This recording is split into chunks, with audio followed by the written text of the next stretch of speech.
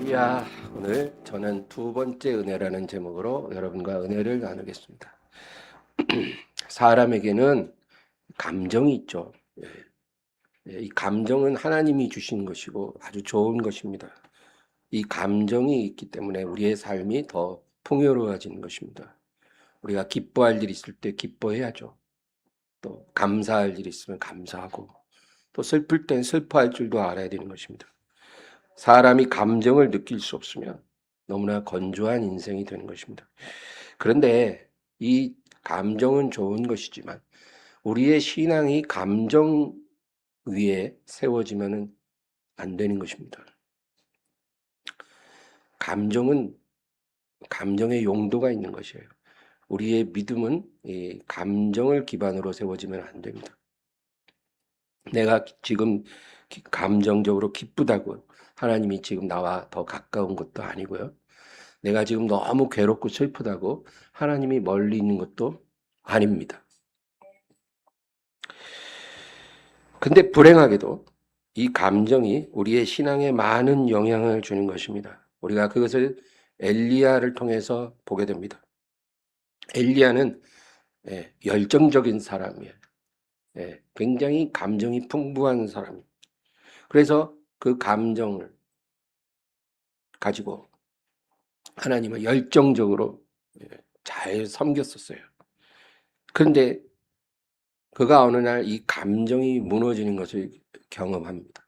이세벨의 말 한마디에 완전히 감정적으로 무너졌습니다.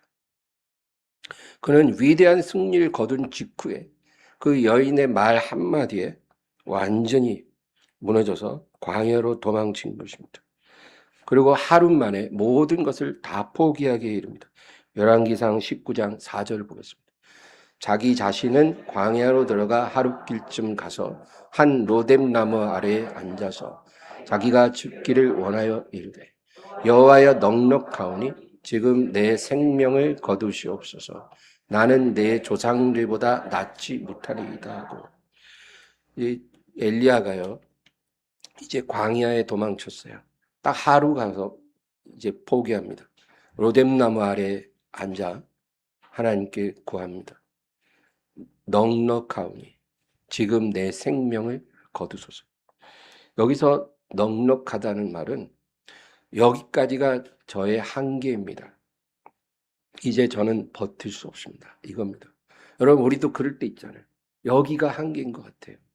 전 여기서 더 이상은 앞으로 갈 수 없어요.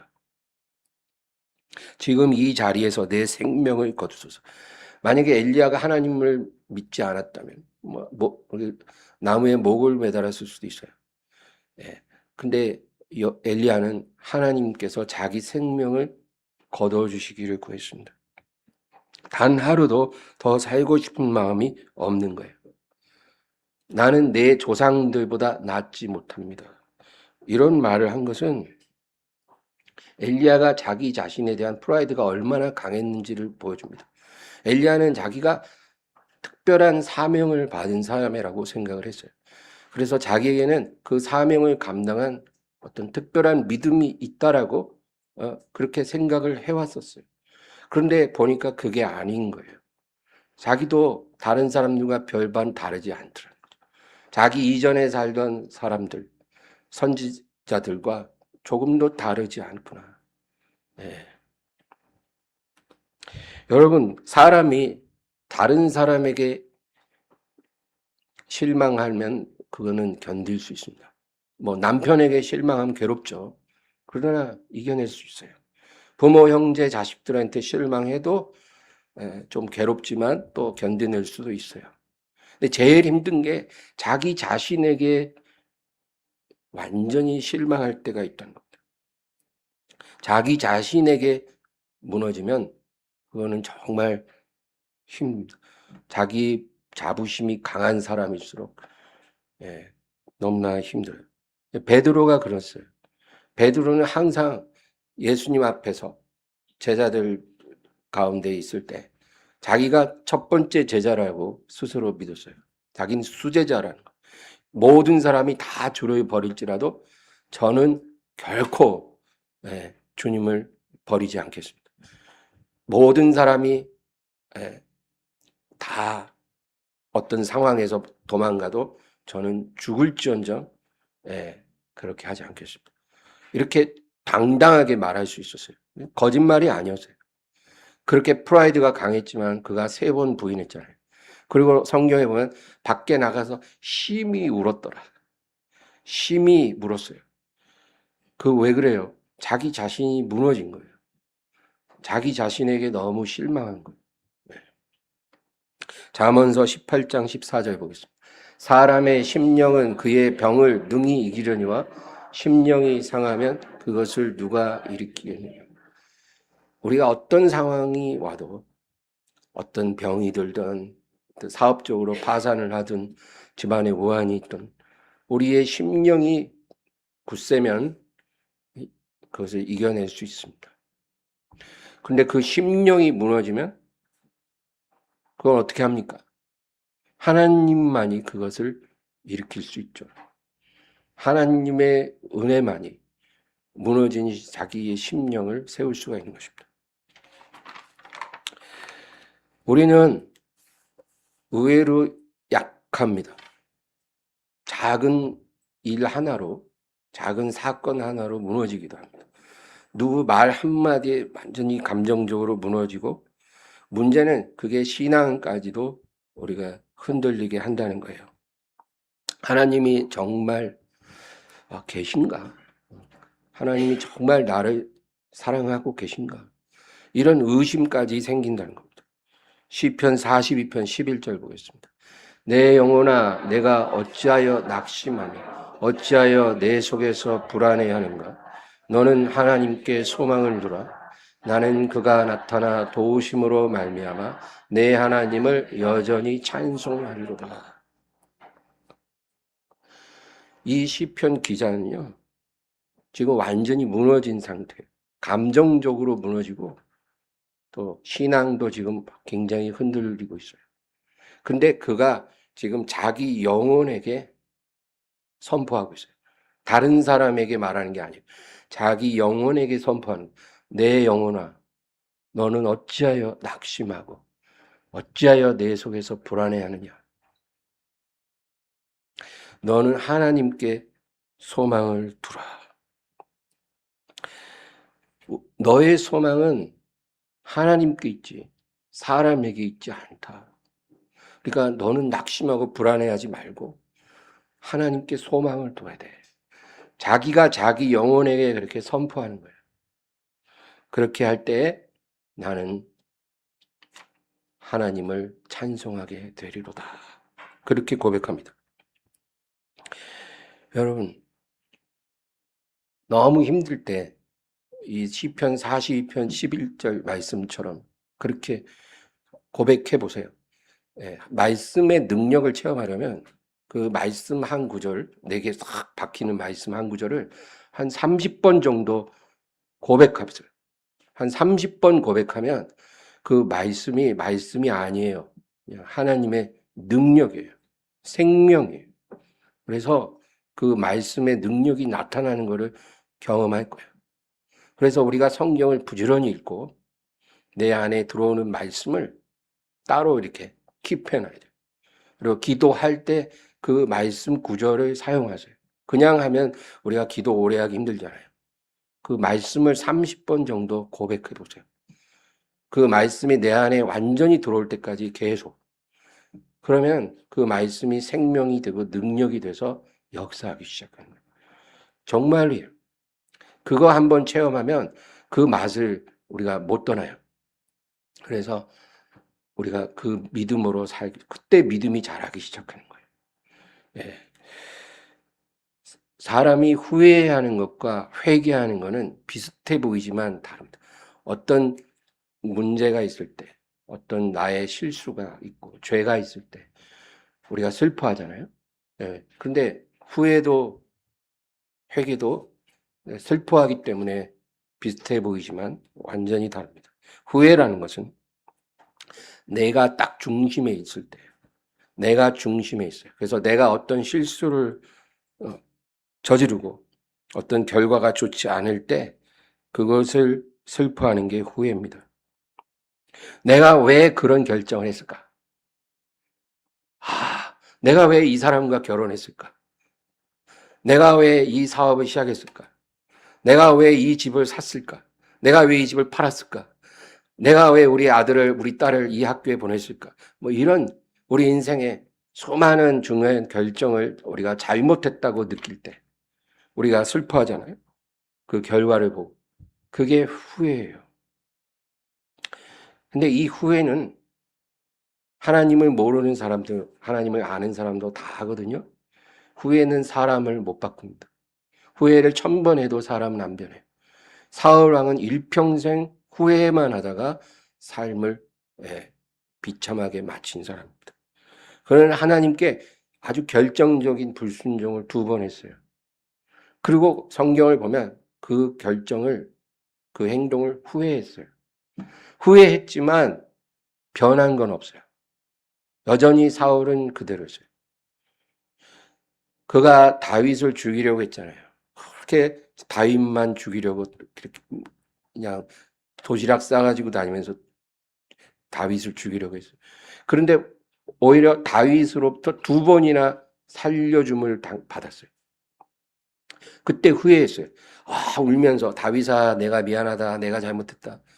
그렇지만 후회하고 끝났어요. 변한 건 없어요. 후회는 사람을 못 바꿉니다. 그런데 회개는 아닙니다.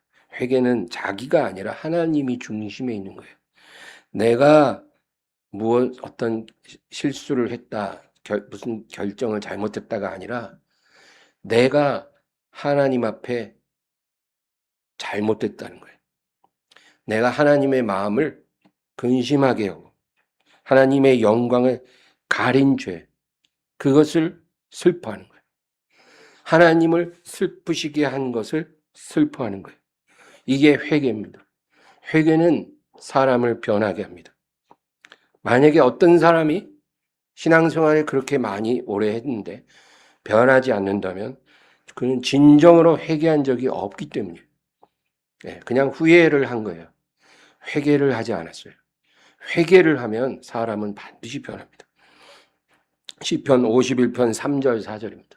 무릇 나는 내 죄과를 아오니 내 죄가 항상 내 앞에 있나이다.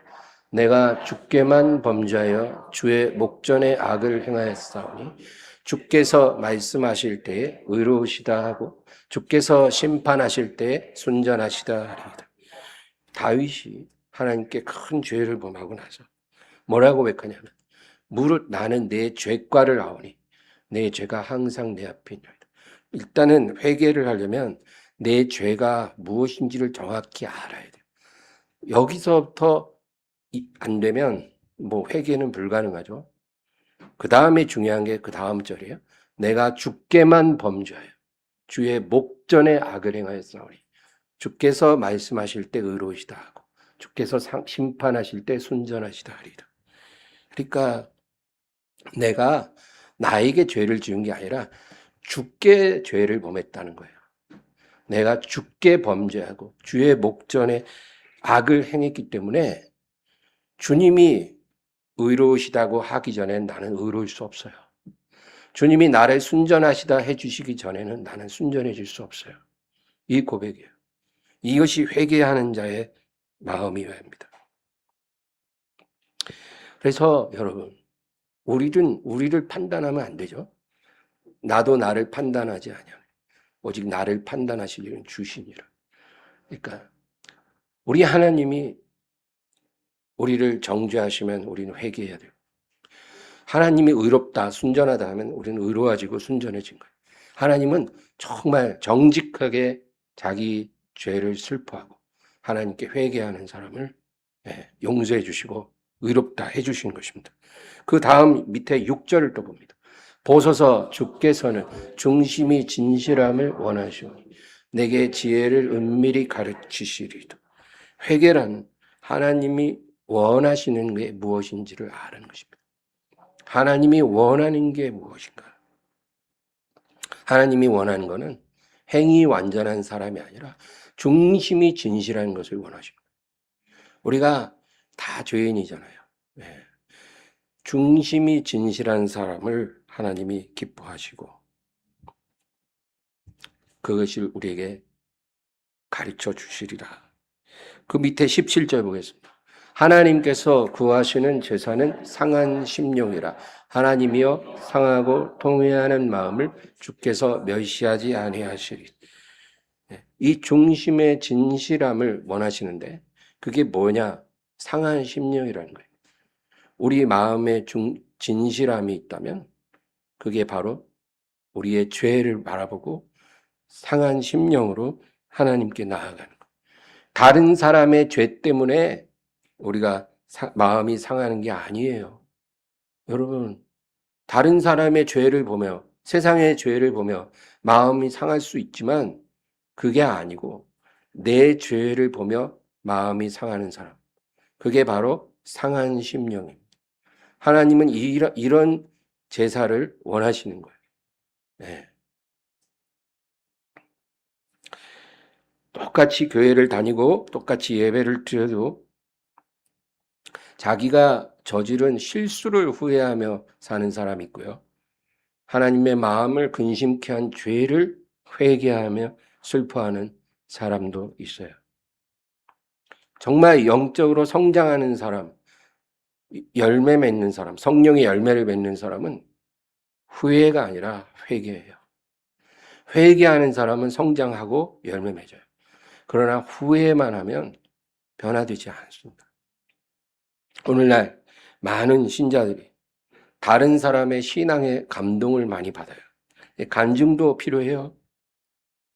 그러나 우리가 알아야 될 것은 다른 사람의 간증에 우리가 큰 은혜를 받고 감동을 받았다고 해서 그 신앙이 내 신앙이 되는 것은 아닌 거예요. 간증한 그 사람이 받은 말씀은 그 사람이 받은 말씀이지 내가 받은 말씀은 아니에요. 그 사람이 하나님 말씀을 붙잡고 승리했다고 해서 그 승리가 내 승리가 되는 것은 아니에요. 간증은 우리를 하나님 앞에, 성전 마당 앞에 우리를 인도해 줄 수는 있지만 거기까지. 우리가 성전 마당만 밟으면 아무 의미가 없잖아요. 성전 마당을 지나서 어디로 가야 돼요? 성소 안으로 들어가야 되죠. 성소 안으로 들어가려면 간증이 아니라 우리의 믿음이 필요해요. 간증은 감정을 타오르게 할 수는 있지만 믿음이라는 것은 이 감정이 아니라 우리의 의지예요. 의지. 지금 감정이 막 기쁘고 뜨겁다고 해서 믿음이 좋은 것 아닙니다. 내 감정이 지금 너무 가라앉고 슬프고 우울하다고 해서 내 믿음이 사라진 것도 아니에요. 그냥 감정은 감정일 뿐이에요. 우리의 믿음은 감정을 기반한 게 아니라 의지에 기반한 거예요. 어떤 상황이 와도 하나님께 소망을 두라. 너는 왜 낙심하고 내 안에서 두려워하느냐? 너는 하나님께 소망을 두라. 우리가 하나님께 소망을 두는 것은 감정을 따라가는 게 아니라 의지로 하는 거예요. 그게 믿음입니다. 그 믿음이 있어야 우리가 성소 안에 들어가서 하나님을 예배하는 예배자가 될 수가 있는 거예요. 우리가 어떤 간증을 듣고 마음이 뜨거워지는 건 좋아요. 그러나 그때뿐만 아니라 우리의 마음이 밑바닥까지 내려갔을 때 너무나 낙심되고 외롭고 두려움으로 우리가 힘들 때도 변함없이 하나님께 소망을 두는 것. 그래서 기도의 자리에 나아가는 거예요. 마음은 너무 죽을 것 같이 힘든데 기도하는 거예요. 마음 너무 외롭고 괴로운데 하나님이 말씀 주시기를 사모하고 내게 주신 말씀 한 구절을 붙잡고 그 말씀이 내 안에 온전히 들어올 때까지 20번, 30번 고백하고 선포하는 거. 이게 믿음이에요. 이런 믿음만이 우리를 변화시키고 하나님의 영광이 우리 삶에 나타나게 하는 거예요. 오늘 본문 우리가 마가복음 8장을 읽었잖아요. 거기는 이제 예수님이 한 맹인의 눈을 뜨게 한 사건이에요. 예수님은 공생의 기간 많은 병자를 정말 고치셨어요. 셀 수 없이. 그리고 그 가운데 맹인들도 많았어요. 근데 예수님이 병자들을 고칠 때 보면 일단 말씀으로 대부분 고쳐요. 내가 내게 원하노니 깨끗함을 받으라. 그러면 막 문둥병자 바로 깨끗해져요. 예. 평안히 가라. 네 믿음이 너를 구원하였다. 그러면 막 맹인도 눈 뜨고 뭐 중풍병자도 일어나고 뭐 다 고침을 받았어요. 말씀으로 고치기도 하시고 또 안수해 주셔서 또 고치셨어요. 병자들에게 손을 대시고 장애인들에게 손을 대면 절름발이가 온전히 걷고 안진뱅이가 일어서고 막 그렇게 됐어요. 한 번은 귀 먹고 말 못하는 사람이 왔어요. 근데 예수님이 그 사람을 고칠 때는 그 양쪽 귀에 손가락을 이렇게 넣으시고 그리고 그의 혓바닥에 이렇게 손을 대시고 그를 고쳐주셨어요. 그래서 제가 가만히 생각해 보니 이 사람은 듣지 못하잖아요. 그러니까 예수님이 말씀을 못 들어요. 그러니까 안수를 해주시는데 그 안수를 그냥 한 게 아니라 그 귀와 혓바닥에다가 안수해 주셔서 그 사람이 듣고 말하게 해주신 거죠. 요한복음 9장을 보면 태어날 때부터 눈먼 자, 맹인된 자가 있어요. 근데 이 사람을 예수님이 고치실 때 진흙에 침을 탁 뱉어요. 그래서 그거를 이렇게 이겨가지고 그 사람의 눈에다 이렇게 발라주시고 나서 실로암 목가에 가서 씻으라 그랬어요. 근데 정말 그렇게 하니까 그 사람이 눈을 떴죠. 우리는 왜 예수님이 그냥 간단하게 말씀 한마디로도 고칠 수 있고 눈을 뜨게 할 수 있지만 왜 이런 행동을 했는지 그거를 정확히 알 수는 없어요. 네. 굳이 그것 이유를 우리가 알 필요는 없죠. 그런데 오늘 우리가 읽은 마가복음 8장에는 이 맹인을 눈을 뜨게 한 사건은 굉장히 특이해요. 우리 다시 한번 읽어보겠습니다. 본문 말씀 마가복음 8장 22에서 25. 벳세다의 이름에 사람들이 맹인한 사람을 데리고 예수께 나아 손대시기를 구하거늘 예수께서 맹인의 손을 붙잡으시고 마을 밖으로 데리고 나가사 눈에 침을 뱉으시며 그에게 안수하시고 무엇이 보이느냐 물으시니 쳐다보며 이르되 사람들이 보이나이다. 나무 같은 것들이 걸어가는 것을 보나이다 하거늘 이에 그 눈에 다시 안수하시매 그가 주목하여 보더니 나아서 모든 것을 밝히 보는지라. 이 벳세다라는 작은 마을에 가셨어요. 그러니까 여느 때처럼 사람들이 그 마을에 병든 사람 다 데리고 오잖아요. 그래서 한 맹인을 데리고 와서 고쳐주시기를 구했어요. 그러니까 주님이 이 맹인의 손을 잡고 마을 밖으로 나가십니다. 왜 나가셨는지 모르겠어요. 그리고 눈에 침을 뱉으셨다는데 이거는 어떤 거냐면 손에 침을 뱉으시고 이렇게 해서 그 사람의 눈에 이렇게 바르셨을 거예요. 그리고 나서 예수님이 물어요. 무엇이 보이느냐? 무엇이 보이느냐? 그러니까 이 사람이 대답합니다. 나무 같은 것들이 걸어가는 것을 봅니다. 이건 아마 사람들인데 사람들이 걸어다니는 거죠. 나무는 걸을 수 없죠. 근데 사람이 정확히 사람으로 안 보이고 나무 같은 것이 걸어가는 것처럼 보인다는 거예요. 예. 무언가를 보기 시작했어요. 그러나 온전히 보지는 못하고 있는 거예요. 그러니까 주님이 두 번째 안수를 해주셔요. 그리고 이제 그가 모든 것을 밝히 보게 되었다는 거예요. 예수님은 정말 수많은 병자들, 장애인들을 말씀으로 안수해서 다 고치셨는데 두 번이나 안수해서 고친 케이스는 이게 유일한 케이스. 특이하잖아요, 여러분. 주님이 무슨 능력이 부족해서 한 번에 안 돼갖고 두 번 해서 고치신 건가요? 그러지는 않을 거예요. 왜냐하면 주님은 죽은 지 나흘 된 시체에게도 나사로야 나오라. 나흘이 된 시체는 부패가 시작됐잖아요. 근데 나사로야 나오라 한마디에 붕대를 감고 시체가 걸어 나왔거든요. 그런 능력의 예수님이 맹인 하나 눈 뜨는 능력이 부족해서 두 번이나 안수해서 눈을 뜨게 한 거는 아닐 거예요. 그럼 왜 그러셨을까요? 그 능력을 받아들이는 맹인의 눈이 사물을 온전히 보기에 부족했기 때문에. 그러니까 주님의 능력이 부족한 게 아니라 이 맹인의 눈이 그 능력을 받아들이기에 부족한 거예요. 예. 여러분, 이런 경우가 우리에게 있기 때문에 성경이 이 사건을 기록하고 있는 거예요.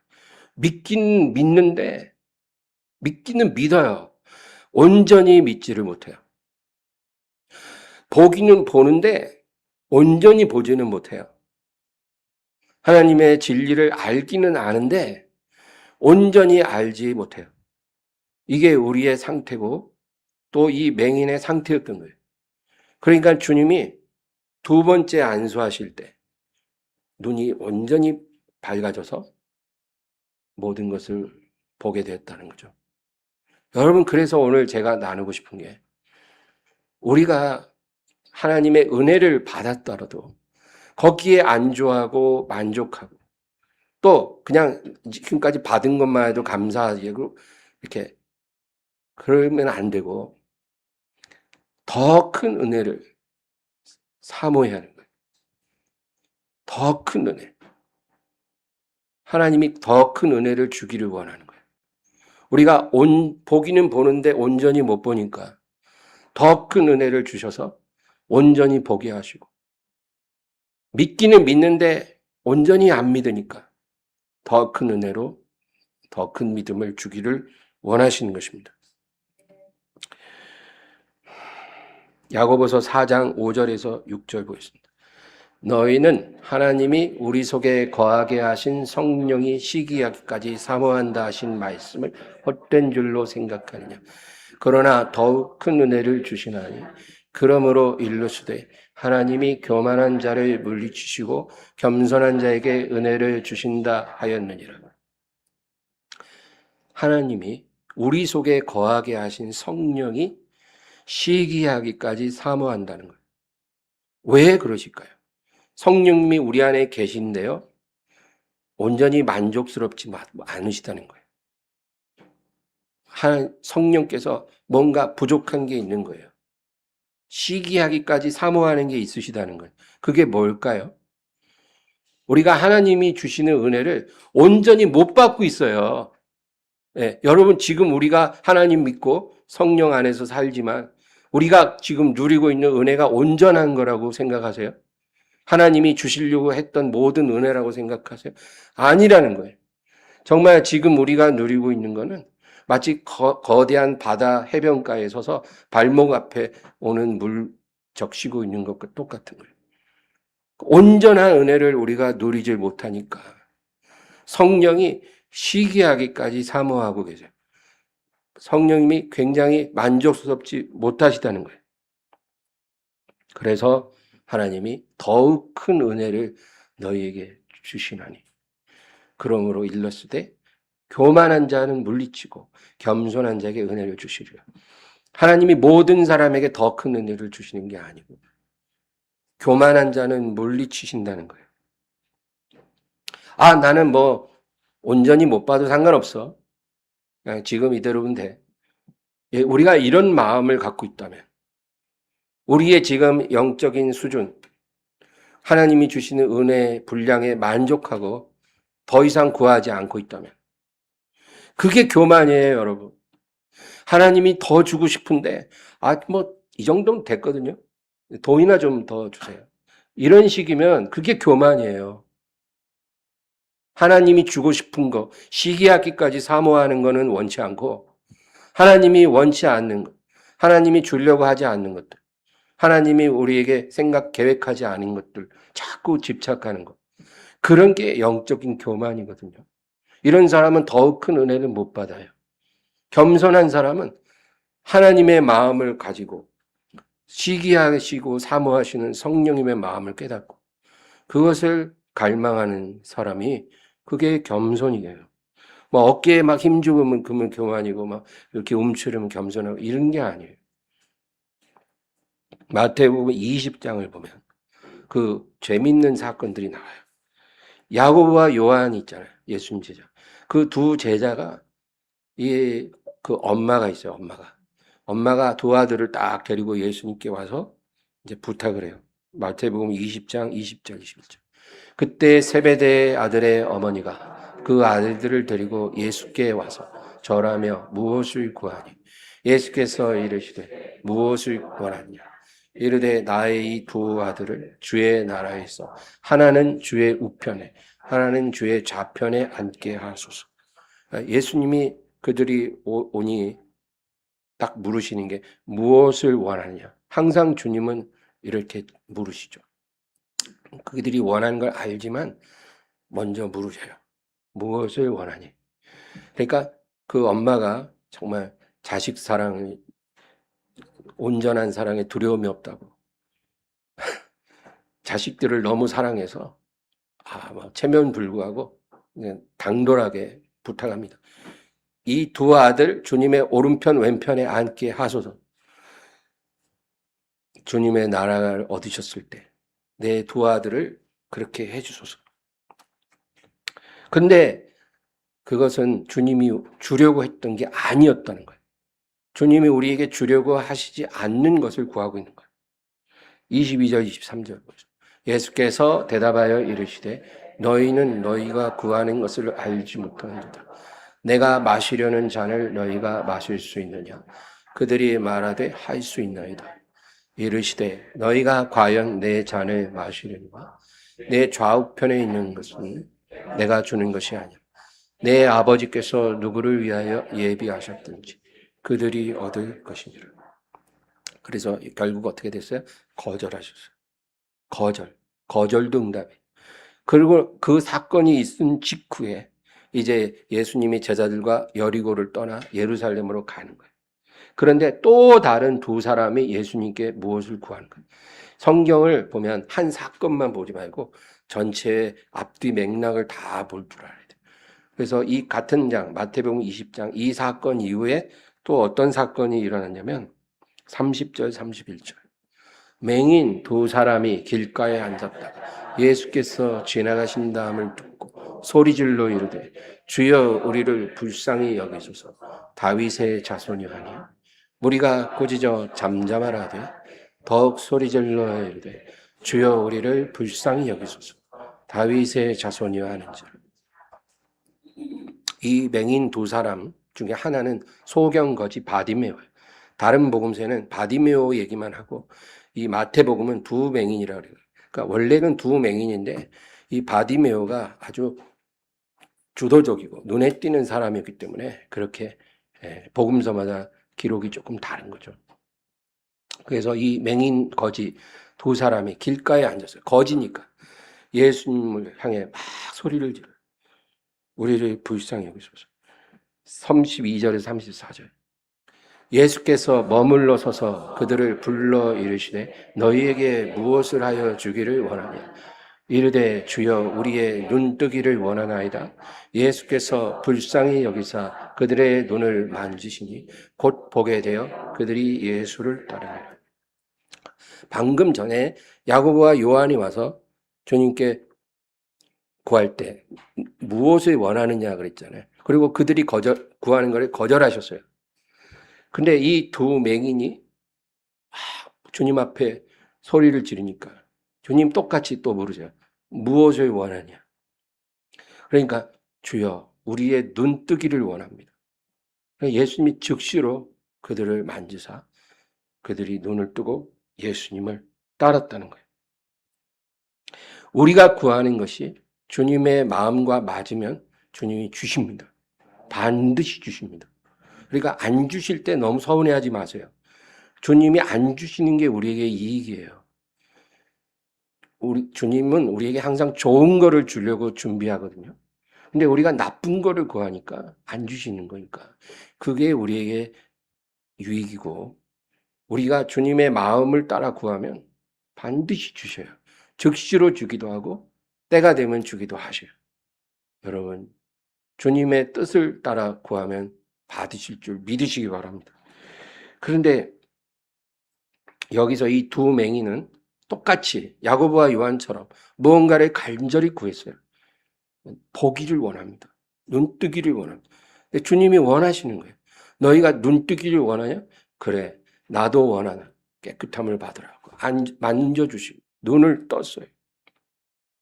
여러분, 이것은 우리에게 영적으로 주는 메시지가 있어요. 우리가 이 세상에 있는 어떤 것을 구하지 않고 정말 주님, 내가 눈을 뜨기 원합니다. 주님을 온전히 보고 싶어요. 그냥 흐릿하게 보는 게 아니라 온전히 보고 싶고, 주님을 적당히 아는 게 아니라 온전히 알고 싶고, 그냥 믿는 게 아니라 온전히 믿고 싶어요.